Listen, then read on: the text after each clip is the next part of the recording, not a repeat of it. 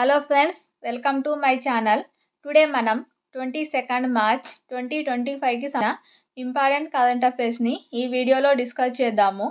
అలాగే మా ఛానల్ని కనుక ఫస్ట్ టైం చూస్తున్న వాళ్ళు ఉంటే లైక్ చేసి సబ్స్క్రైబ్ చేసుకోండి. అలాగే డైలీ కరెంట్ అఫైర్స్ వీడియోస్ అందించడం జరుగుతుంది. సో చూడని వాళ్ళు ఉంటే మన ఛానల్లోని ప్లేలిస్ట్లో ఉంటాయి, చూడండి. అలాగే మన టెలిగ్రామ్ ఛానల్లో కూడా జాయిన్ అవ్వండి, మీకు అందులో పీడిఎఫ్ ప్రొవైడ్ చేయడం జరుగుతుంది.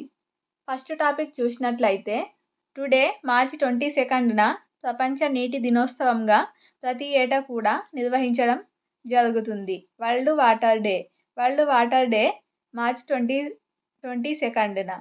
సో 2025 నినాదం వచ్చేసి హిమనీ నద సంరక్షణ, గ్లేజియర్ ప్రిజర్వేషన్ అనేది నినాదం.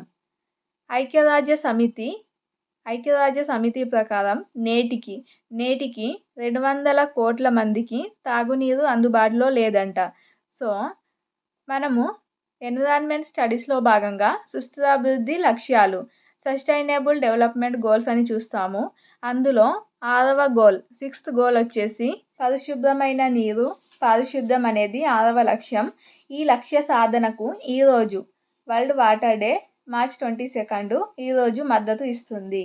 దీని యొక్క ముఖ్య ఉద్దేశం వచ్చేసి నీటి ప్రాముఖ్యత, దాని సంరక్షణపై ప్రజల్లో అవగాహన కల్పించడమే ఉద్దేశం.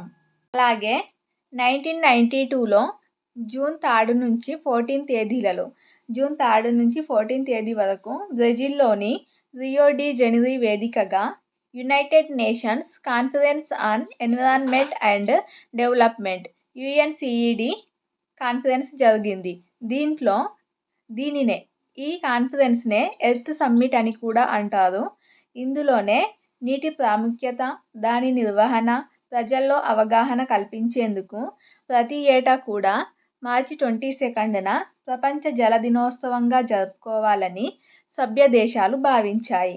అయితే 1993లో మొదటి వరల్డ్ వాటర్ డేను ప్రపంచవ్యాప్తంగా నిర్వహించారు.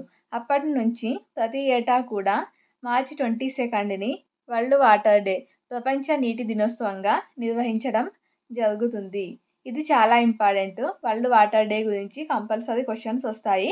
అలాగే ఇది రియో డి జెనిరోలో జరిగిన కాన్ఫరెన్స్, ఇది కూడా ఇంపార్టెంటే, ఈ డేట్ కూడా. అలాగే నెక్స్ట్ టాపిక్ కనుక చూసినట్లయితే నమీబియా మొట్టమొదటి అధ్యక్షురాలిగా నెటుంబో, ఆఫ్రికా దేశం నమీబియా అధ్యక్షురాలిగా నెటుంబో నాండి ఎండాయి-ట్వాహ్ ప్రమాణం చేయడం జరిగింది.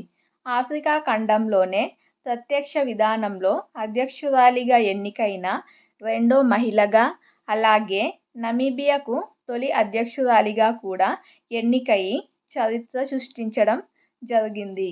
అలాగే నెక్స్ట్ కనుక చూసినట్లయితే వరల్డ్ ఎర్త్ అవర్, టుడే మార్చి 22న వరల్డ్ ఎర్త్ అవర్గా నిర్వహించడం జరుగుతుంది. ప్రతి ఏటా కూడా మార్చి మంత్లో వరల్డ్ ఎర్త్ అవర్గా నిర్వహించడం జరుగుతుంది. ఈ సంవత్సరం 2025లో టుడే మార్చి 22ని ఎర్త్ అవర్గా నిర్వహించనున్నారు. అంటే దీనిని వరల్డ్ ఎర్త్ అవర్ని world wide fund for nature India పిలుపు మేరకు అనేక సంస్థలు కలిసి నిర్వహిస్తున్నాయి. ఇది ఎందుకు నిర్వహిస్తున్నారు అంటే భూమిని కాపాడాలనే లక్ష్యంతో ప్రపంచవ్యాప్తంగా కూడా ఈ ఎర్త్ అవర్ను ఈ 22న పాటించడం జరుగుతుంది. అప్పుడు ఈ వరల్డ్ ఎర్త్ అవర్లో ఏం చేయడం జరుగుతుంది అంటే నైట్ 8:30 to 9:30 మధ్య 1 అవర్ పాటు విద్యుత్ను ఆఫ్ చేసి ఉంచడం జరుగుతుంది. విద్యుత్ పరికరాలు కానీ మొత్తం విద్యుత్కి సంబంధించిన కంప్లీట్ డివైజెస్ ఆఫ్ చేసి ఉంచడం వల్ల భూమిని కాపాడడంలో భాగస్వాములు అవ్వవచ్చు.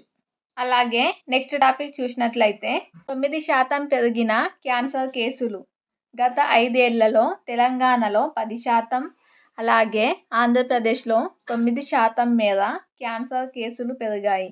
దేశవ్యాప్తంగా నమోదైన సగటు పెరుగుదల 11.55%తో పోలిస్తే ఇది కాస్త తక్కువనే అని లోక్సభలో కేంద్ర వైద్య ఆరోగ్య శాఖ సహాయ మంత్రి అయిన ప్రతాప్ రావ్ జాదవ్ సమాధానం ఇవ్వడం జరిగింది.